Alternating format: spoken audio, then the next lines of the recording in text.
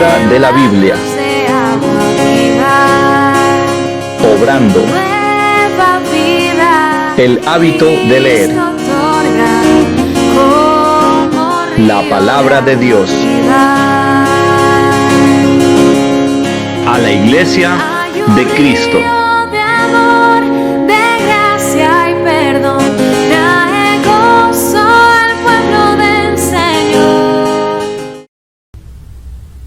Hola hermanos, ¿cómo están? Es un privilegio estar con ustedes en esta ocasión. Mi nombre es Germán Álvarez Martínez. Soy pastor de la Iglesia Bautista Misionera, ubicada en la Colonia Arenal, en la Ciudad de México. Y desde aquí envío un cordial saludo a cada uno de los hermanos que son partícipes de este importantísimo programa que es la lectura de la Biblia en 365 días. Les felicito, hermanos, por ser parte de este gran proyecto. Me parece que es algo extraordinario, algo muy bueno, porque sin duda leer la palabra de Dios es una de las cosas más necesarias, indispensables, útiles, prácticas y de buen provecho para la vida cristiana. Porque así como nos alimentamos cada día con el alimento sólido, debemos de alimentar también nuestro espíritu, nuestra alma, nuestra mente a través de la palabra de Dios. Y qué mejor que hacerlo en compañía de hermanos de cualquier parte del mundo. El día de hoy me corresponde leer dos capítulos hermosos. Son los capítulos 25 y 26 del libro de Números. Estamos leyendo el Antiguo Testamento. Voy a pedirles por favor que me acompañen en una oración para ponernos en las manos de Dios y rogar de Él sabiduría. Vamos a orar. Dios y Padre nuestro que estás en los cielos, en el nombre de Cristo Jesús te damos las gracias por la oportunidad que tenemos, Señor, de contar con tu palabra escrita. Que tu Santo Espíritu hable a nuestra mente, a nuestro corazón. Moldea nuestra vida de tal manera que cada día seamos más semejantes a nuestro Señor Jesucristo. Que la escritura que el día de hoy leeremos de manera conjunta nos haga reflexionar, nos hable, Señor, a nuestro corazón de tal manera, Señor, que salgamos o terminemos animados, vivificados, confrontados, redargüidos, según la necesidad de cada uno de nosotros. Una vez más te ruego, ilumina nuestro entendimiento, perdónanos, Señor, nuestros pecados, y sé tú con nosotros en este momento. En el nombre de Cristo Jesús. Amén. Muy bien, hermanos, vamos a preparar nuestras Biblias allí en el Antiguo Testamento. Voy a leer la Biblia en la versión Reina Valera 60, así que te pido de favor que tengas preparada allí tu Biblia. Al final vamos a poder extraer algunas enseñanzas importantes de estos dos grandes capítulos de la Biblia. Dice la palabra de Dios así en Números capítulo 25, versículo 1. Moraba Israel en Sitín y el pueblo empezó a fornicar con las hijas de Moab, las cuales invitaban al pueblo a los sacrificios de sus dioses, y el pueblo comió y se inclinó a sus dioses. Así acudió el pueblo a Baal Peor, y el furor de Jehová se encendió contra Israel. Y Jehová dijo a Moisés: toma a todos los príncipes del pueblo y ahórcalos ante Jehová delante del sol, y el ardor de la ira de Jehová se apartará de Israel. Entonces Moisés dijo a los jueces de Israel: matad cada uno a aquellos de los vuestros que se han juntado con Baal Peor. Y aquí un varón de los hijos de Israel vino y trajo una madianita a sus hermanos, a ojos de Moisés y de toda la congregación de los hijos de Israel, mientras lloraban ellos a la puerta del tabernáculo de reunión. Y lo vio Finés, hijo de Eleazar, hijo del sacerdote Aarón, y se levantó de en medio de la congregación, y tomó una lanza en su mano, y fue tras el varón de Israel a la tienda, y los alanceó a ambos, al varón de Israel y a la mujer por su vientre, y cesó la mortandad de los hijos de Israel. Y murieron de aquella mortandad 24,000. Entonces Jehová habló a Moisés diciendo: Finés, hijo de Eleazar, hijo del sacerdote Aarón, ha hecho apartar mi furor de los hijos de Israel, llevado de celo entre ellos, por lo cual yo no he consumido en mi celo a los hijos de Israel. Por tanto diles: he aquí yo establezco mi pacto con él, y tendrá él y su descendencia después de él el pacto del sacerdocio perpetuo, por cuando tuvo celo por su Dios e hizo expiación por los hijos de Israel. Y el nombre del varón que fue muerto con la madianita era Simri, hija de Salú, jefe de una familia de la tribu de Simeón. Y el nombre de la mujer madianita era Cosbi, hija de Sur, príncipe de pueblos. padre de familia en Madián. Y Jehová habló a Moisés diciendo: hostigad a los madianitas y heridlos, por cuanto ellos os afligieron a vosotros con sus ardides, con que os han engañado en lo tocante a Baal Peor, y en lo tocante a Cosbi, hija del príncipe de Madián, su hermana, la cual fue muerta el día de la mortandad por causa de Baal Peor. Capítulo 26, versículo 1. Aconteció después de la mortandad que Jehová habló a Moisés y a Eleazar, hijo del sacerdote Aarón, diciendo: tomad el censo de toda la congregación de los hijos de Israel, de 20 años arriba, por las casas de sus padres, todos los que pueden salir a la guerra en Israel. Y Moisés y el sacerdote Eleazar hablaron con ellos en los campos de Moab, junto al Jordán frente a Jericó, diciendo: contaréis al pueblo de 20 años arriba, como mandó Jehová a Moisés y a los hijos de Israel que habían salido de tierra de Egipto. Rubén, primogénito de Israel, los hijos de Rubén, de Enoc, la familia de los enoquitas; de Falú, la familia de los faluitas; de Esrón, la familia de los erronitas; de Carmi, la familia de los carmitas.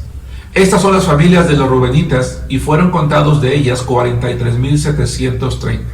Los hijos de Falú, Eliab; y los hijos de Eliab, Nemuel, Datán y Abiram. Estos Datán y Abiram fueron los del consejo de la congregación que se rebelaron contra Moisés y Aarón con el grupo de Coré cuando se rebelaron contra Jehová.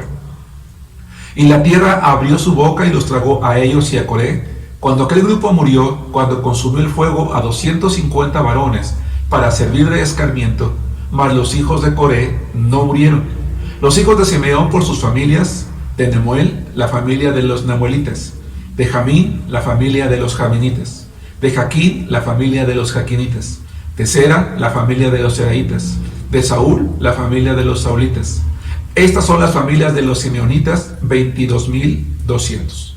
Los hijos de Galad por sus familias: de Sefón, la familia de los sefonitas; de Agi, la familia de los agitas; de Suni, la familia de los sunitas; de Osni, la familia de los osnitas; de Eri, la familia de los eritas; de Arod, la familia de los aroditas; de Areli, la familia de los arelitas.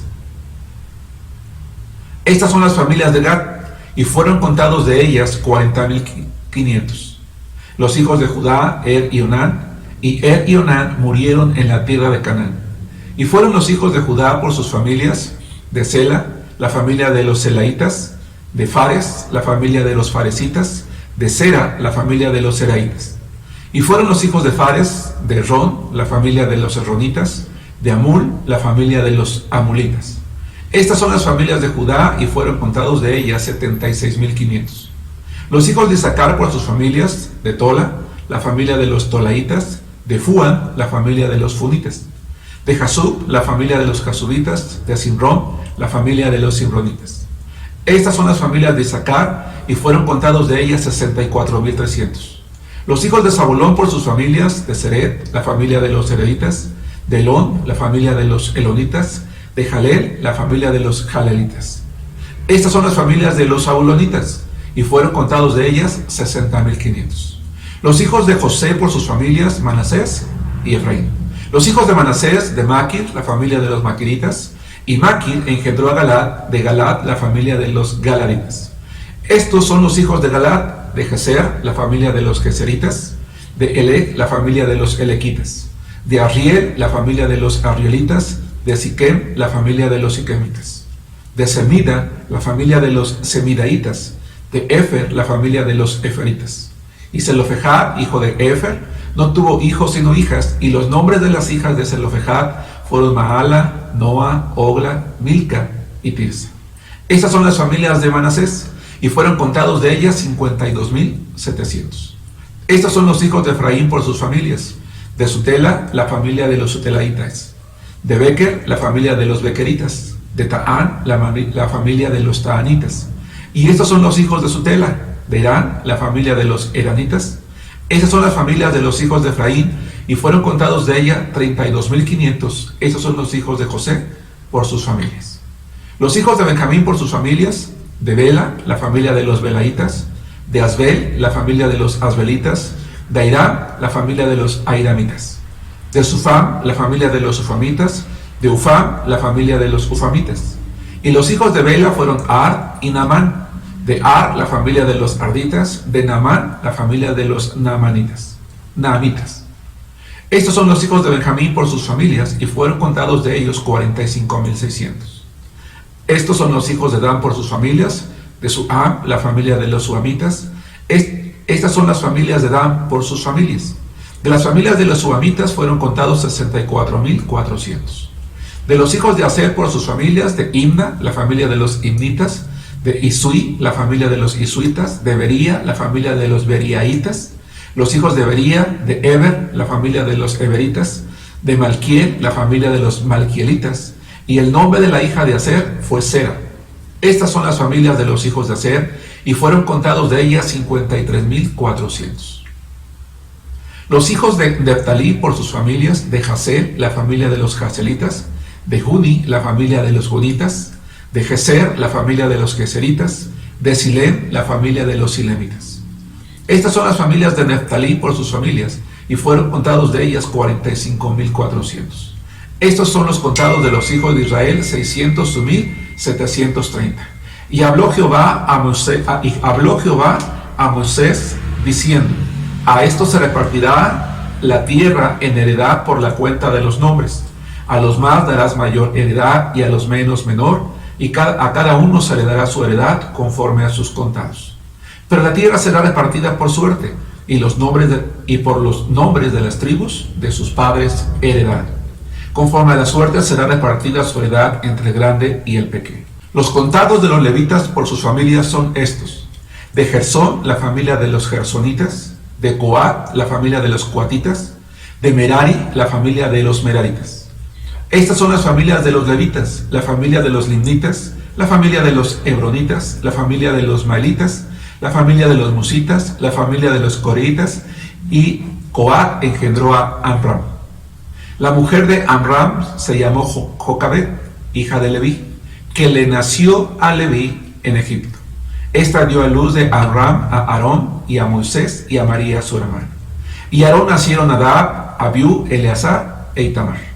Pero Nadab y Abiú murieron cuando ofrecieron fuego extraño delante de Jehová.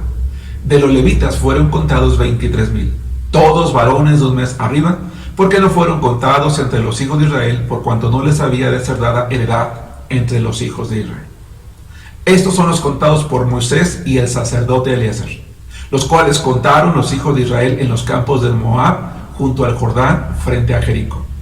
Y entre estos ninguno hubo de los contados por Moisés y el sacerdote Aarón, quienes contaron a los hijos de Israel en el desierto de Sinaí, porque Jehová había dicho de ellos: morirán en el desierto, y no quedó varón de ellos, sino Caleb, hijo de Jefone, y Josué, hijo de Nun.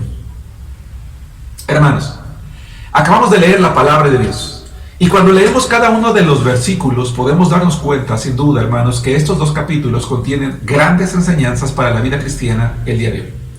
Quiero decirles, hermanos, lo siguiente.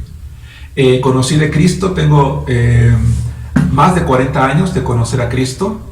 Todo ese tiempo, los 43 años que tengo, me congrego en la misma iglesia, de la cual soy pastor hace 22 años.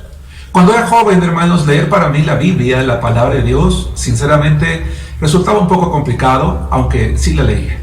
Pero cuando llegaba yo a capítulos como estos, en el libro de Números, cuando llegaba a libros como Crónicas, que más adelante vamos a leer, honestamente me parecía un poco pesado.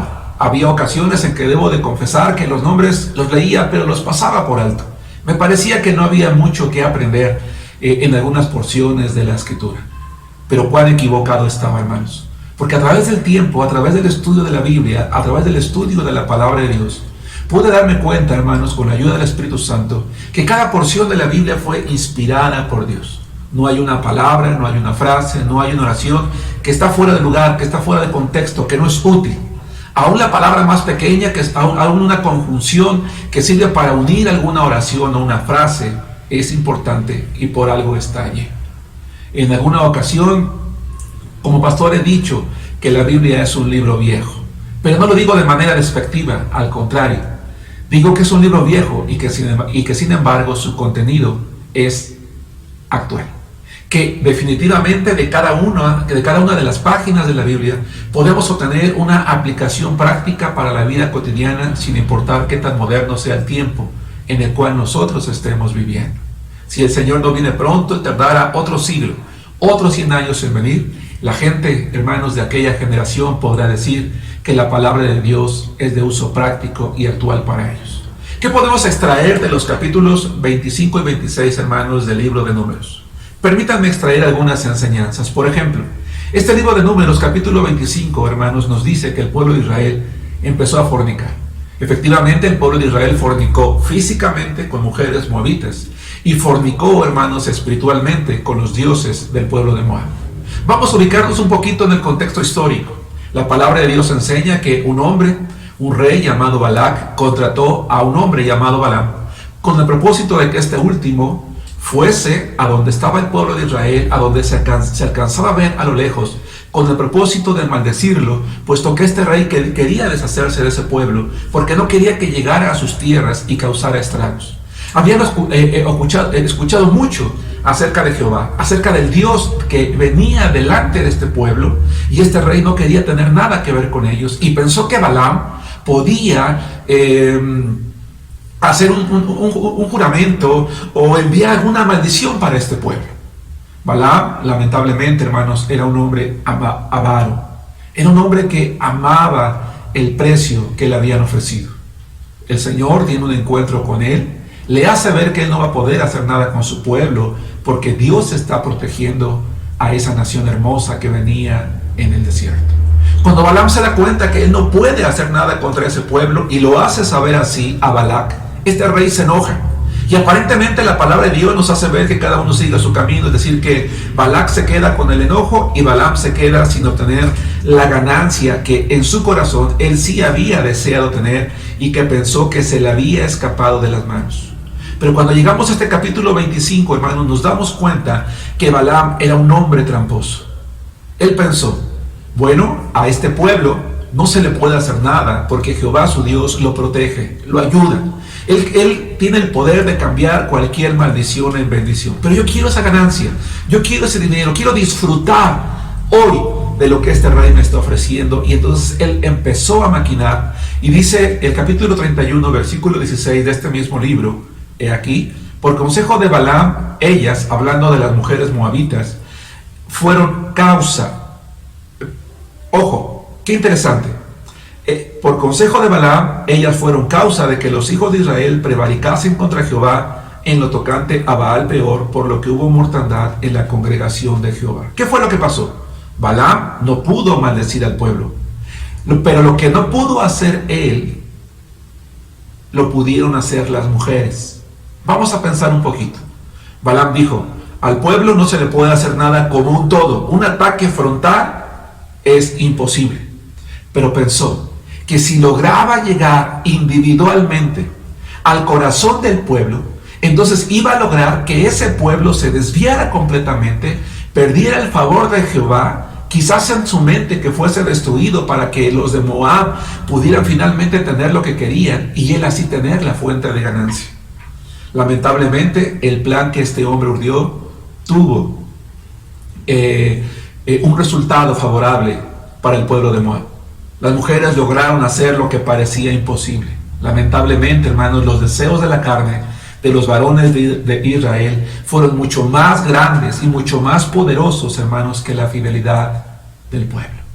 Lamentablemente, hermanos, lamentablemente hoy en día muchos cristianos somos así. Nosotros pertenecemos a una iglesia en la que Dios nos cuida, nos protege, su Espíritu Santo está con nosotros, está cuidando a nuestra familia, está cuidando a nuestro hogar, pero no faltamos por allí algunos creyentes que nos dejamos llevar por los deseos de los ojos, los deseos de la carne, la vanagloria de la vida. Y cuando alguien como Balaam, ¿verdad?, se ha acercado a nosotros o ha aconsejado que se acerque a nosotros, prestamos rápidamente oído. Y nos dicen, mira, vamos a esta fiesta, te estás perdiendo la diversión. Aquí hay buenas chicas, aquí hay chicos guapos, aquí hay dinero, aquí hay ganancias, aquí hay vicios, aquí hay sexo, hay alcohol, hay drogas, hay todo esto. Y entonces, hermanos, individualmente, el pecado empieza a entrar a nuestra casa, a nuestra familia, a nuestra iglesia, manchándola, hermanos, toda ella. Algunas veces es por nuestras propias concupiscencias. Lamentablemente algunos cristianos no necesitamos un Balaam, no necesitamos que nos envíen una mujer o alguien que nos invite a fornicar, ya sea física o espiritualmente, es decir, ir tras otros dioses. Muchas veces somos nosotros mismos quien lamentablemente tenemos un deseo exacerbado, incontrolado de las cuestiones, hermanos, de la carne. Hay otras ocasiones cuando Satanás, cuando él está buscando la manera, como dice su palabra, como león rugiente, buscando a quien devorar, y finalmente terminamos dando la espalda a los mandamientos de Dios, olvidándonos de aquel compromiso que nosotros habíamos hecho con el Señor. Lo que Balaam hizo, hermanos, pasó a la historia. En 2 de Pedro capítulo 2, versículo 15 se escribe: han dejado el camino recto y se han extraviado siguiendo el camino de Balaam, hijo de Beor, el cual amó el premio de la maldad. Hay ocasiones en las que lamentablemente, hermanos, los cristianos amamos el premio de la maldad. Alguien nos dice: mira, vamos a hacer trampa en el examen, vamos a copiar. Y entonces, hermanos, nos robamos el examen, nos robamos las preguntas. Hacemos trampa en un trabajo, en un examen de admisión. Hacemos fraude en el trabajo con nuestra profesión. Damos resultados que no son. Mentimos. Y actuamos así, hermanos, vamos por el camino de maldad, porque a cambio de eso alguien nos ofrece una calificación, nos ofrece un cargo en el trabajo, nos ofrece a lo mejor facilitarnos algún procedimiento o librarnos incluso de alguna autoridad. Nosotros muchas veces cuando leemos el Antiguo Testamento decimos: qué duro de corazón era el pueblo de Israel, qué mal actuaban los judíos en el tiempo, qué mal agradecidos eran con Jehová su Dios. Pero la realidad, hermanos, es que hoy en día muchos cristianos actuamos de la misma manera o peor. Nuestro enemigo, el diablo, usará consejeros como Balaam que quieran desviarnos y que van a lograr algunas veces o muchas desviarnos de los caminos de Dios. Por eso es que la palabra del Señor nos enseña a huir. Un cristiano debe de ser una persona que constantemente está huyendo. ¿Huyendo de qué? Cuando el apóstol Pablo escribe su última epístola, es decir, a Timoteo, en la segunda epístola, el capítulo 2, él escribió: huye también de las pasiones juveniles y sigue la justicia, la fe, el amor y la paz con los que de corazón limpio invocan al Señor. Hermanos, el pueblo de Israel no debió de haberse juntado con aquellas mujeres. Tan pronto cuando las vieron entrar a los campamentos, debieron de haberlas echado, literalmente. Debieron de no haber escuchado, no debieron de haber ido con ellas, pero fueron y terminaron pecando. Nosotros debemos de huir de aquellos amigos, de aquellos compañeros de clase, de aquellos familiares y tristemente de aquellos miembros de la iglesia que en una actitud rebelde y carnal invitan a veces a otros hermanos a pecar, y hay quien termina escuchándolos. Debemos de seguir a aquellos que siguen la justicia, la fe, el amor y la paz, hermanos. Y es que tenemos que considerar una cosa muy importante. Quizás de momento podemos ir tras los deseos de la carne o los deseos de los ojos o la vanagloria de la vida y disfrutar. A lo mejor disfrutamos el sexo con la amiga, con la compañera, fornicamos, adulteramos, nos emborrachamos, robamos, disfrutamos el dinero con el cual defraudamos. Pero quiero decirles una cosa, hermanos. Números capítulo 25 nos enseña que el pecado tiene graves consecuencias. El pueblo de Israel pagó con su vida. Miles de personas murieron porque permitieron que alguien los engañara. Se dejaron engañar voluntariamente. El pecado tiene grandes consecuencias. Dios es santo. Y hasta hoy en día a Él le duele castigar, pero lo va a hacer porque Él es santo y porque Él es justo. Dios no está en el cielo deleitándose castigando a sus hijos. Al contrario, lo contristamos. Contristamos al Espíritu Santo que mora en nosotros. Contristamos a Dios mismo. Pero su santidad, hermanos, le exige aplicar disciplina a aquellos que aman. Lamentablemente, muchos opositores de la Biblia han juzgado errónea y equivocadamente el Antiguo Testamento diciendo que Dios es un tirano, pero no es así. En cada ocasión que Dios ejerce un castigo ejemplar, lo hace porque ha sido paciente con un pueblo, con una nación o con un grupo de naciones, hermanos, a causa de sus pecados. El pecado tiene grandes consecuencias. Algunas veces, lamentablemente, no solo para nosotros, también para nuestra familia o también para nuestra iglesia. Ahora, no significa que Dios castiga a mi iglesia o a mi familia por mi culpa. No, Dios es justo y me va a castigar y disciplinar a mí. Pero hermanos, cuando un creyente peca, contamina a su iglesia, contamina en este caso al pueblo, contamina a su familia y va a terminar en esa contaminación invitando o afectando a los demás. Porque si Dios, por ejemplo, a mí como padre de familia me castiga, hermanos, y a lo mejor lo hace a través del empleo o a través de salud, esa afectación que voy a vivir yo, la va a vivir también mi familia. Hermano, cuidémonos. Y aquel pacto que nosotros hemos hecho con Dios, debemos de mantenerlo, a pesar de cualquier cosa que se nos ponga enfrente, que ofrezca un momento de diversión o un momento de placer. Pero saben, habemos algunos cristianos que no solamente hacemos oídos sordos de los mandamientos de Dios, que no solamente hacemos a un lado la hermosa palabra de Dios, sino que somos cristianos pecadores descarados. No nos importa que nos encuentre el pastor con la novia inconversa, con el novio inconverso, con el amante, diciendo una mala palabra, fumándonos un cigarro, qué sé yo, así, viviendo en pecado.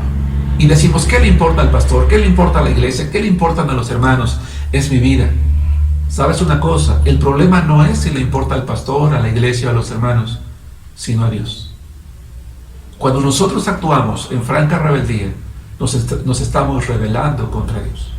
En el pueblo de Israel hubo un hombre principal entre los hombres llamado Zimri, que no le importó la mortandad que había. El pueblo estaba llorando a causa del castigo que Dios había traído con ellos. Y sin embargo dice la palabra del Señor que este hombre con todo descaro atraviesa por el pueblo, hermanos, atraviesa por el campamento frente a los ojos de Moisés y lleva una mujer madianita todavía, hermanos, a sus hermanos.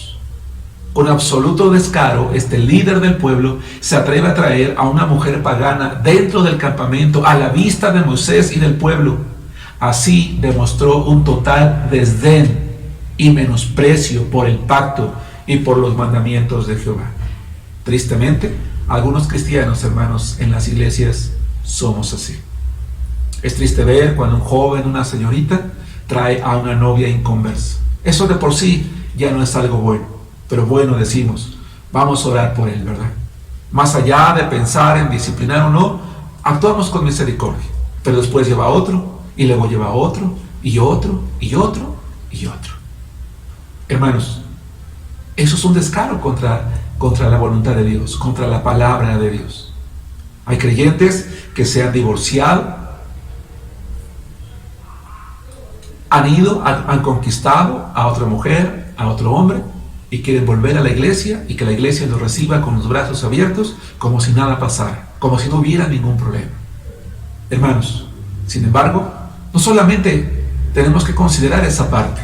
Afortunadamente en el pueblo de Israel había un hombre llamado Finés, hijo de Eleazar. Él tuvo celo por los mandamientos de Dios. Cuando vio a aquel hombre que había traído a aquella mujer al pueblo, tomó una lanza, hermanos, y los atravesó.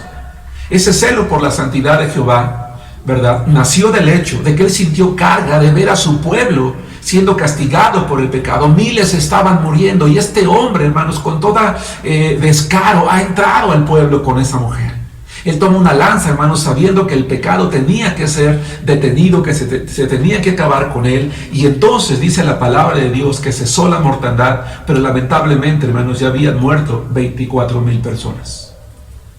Dios vio a este hombre, vio su celo, lo que lo movió, hermanos. Y dice la palabra de Dios que el Señor hace pacto de paz con él, para que él tenga el sacerdocio, hermanos, por siempre. Qué maravilloso es saber que Dios nos mira a cada uno de nosotros. La palabra de Dios dice que los ojos de Jehová están en todo lugar, mirando a los malos y a los buenos. Y entonces podemos estar, hermanos, seguros de que si ustedes y yo estamos teniendo celo por los mandamientos de Dios, estamos viviendo conforme a su voluntad, Él nos está viendo y Él va a hacer también un pacto con nosotros porque nos va a bendecir. Dice la palabra del Señor, hermanos, que cuando nosotros, que la mejor manera o la mejor forma de demostrar nuestro amor por Cristo es guardando sus mandamientos. Llamo la atención al capítulo 26, versículo 11. Los hijos de Coré no murieron, porque ellos no tuvieron ninguna culpa de la rebeldía de su padre. Decía yo hace rato, si yo peco, el Señor va a tratar conmigo. Lamentablemente a veces lo hace, Para mí, lamentablemente para mí, Él lo hace de manera justa, y en su justicia, hermanos, a veces la manera en la que Él me disciplina termina afectando a mi familia, pero sin duda mi esposa, mis hijos, mi familia no van a pagar por el pecado mío. Cada uno tendrá que dar cuentas delante de Dios. Llama la atención que el capítulo 26 está lleno de nombres, algunos no muy fáciles de pronunciar. Sin embargo, es importante considerar que cada uno de esos nombres es importante y era necesario que estuviera allí. ¿Por qué? Porque no solamente eran los hombres que estaban listos para la guerra, eran aquellos hombres que en un futuro serían reconocidos como parte de las familias y de las tribus de Israel. Para los israelitas, hermanos, era muy importante llevar un registro exacto de cada uno de los nombres de aquellos que pertenecían al pueblo y a las familias. Recordemos simplemente cuando las tribus del sur volvieron de la cautividad babilónica, la manera en la que ellos pudieron comprobar quiénes tenían derecho a ser reconocidos como parte de la nación fue precisamente a través de sus genealogías. Y qué hermoso era saber, qué hermoso era escuchar para cada uno de los descendientes en el futuro que el nombre de su familia o el nombre de ellos, hermanos, estaba allí escrito. ¿Saben, hermanos? Lo que hoy nos parece aburrido a nosotros, para ellos era muy importante, y llegó algún momento en el que sus oídos se gozaron de escuchar que sus nombres habían sido reconocidos y estaban escritos. Los cristianos, un día estaremos en un lugar más hermoso que el desierto del Sinaí. Estaremos delante de alguien más especial que Moisés, y también una lista de nombres va a ser leída. Es el cielo, esa presencia es Cristo, es la gloria de Dios, y estaremos escuchando nuestro nombre escrito en el libro de la vida. Si hoy nos aburre leer unos cuantos nombres, hermanos, ¿qué esperamos que ocurra cuando estemos en el cielo? Gocémonos hoy de leer la palabra de Dios y de regocijarnos con cada palabra, con cada frase, con el cumplimiento de cada promesa. Porque la manera en cómo cierra el capítulo 26 en el versículo 65, hermanos, es hermosa. Porque Jehová había dicho de ellos: morirán en el desierto, y no quedó varón de ellos, sino Caleb, hijo de Jefone, y Josué, hijo de Nun. Dios había cumplido su palabra. ¿Por qué? Porque estos dos varones fueron los únicos entre millares que no tenían temor de entrar a la tierra prometida y de conquistarla. Y a causa de ese celo por la voluntad y por la santidad de Dios, Dios les prometió que ellos, si iban a ir, ellos no morirían, y aquí están todavía vivos. Vale la pena, hermanos, mantenernos en los caminos de Dios. Vale la pena abrazar las promesas del Señor, porque esas se cumplen. Él siempre cumple. Él no falla. No escuchemos los consejos de los Balaam en nuestra vida. No forniquemos tras dioses ajenos. No forniquemos ni espiritual ni carnalmente. No vayamos tras el pecado. Huyamos de él y regocijémonos, hermanos, con la palabra de Dios. Oremos. Padre, te alabamos por la hermosura de tu palabra y te damos las gracias por aquellos autores que tú inspiraste para que este libro llegara a nuestras manos y hoy podamos regocijarnos con tu escritura, Señor. Gracias por este alimento, gracias por esta enseñanza. Envía bendición, Señor, a cualquier parte del mundo donde hay hermanos en este momento escuchando, meditando tu palabra, y te ruego que ellos como yo nos regocijemos en ti, Padre. En el nombre de Cristo Jesús. Amén. Hermanos, un placer estar con ustedes. Que Dios les bendiga. Hasta la próxima. De amor, de gracia y perdón.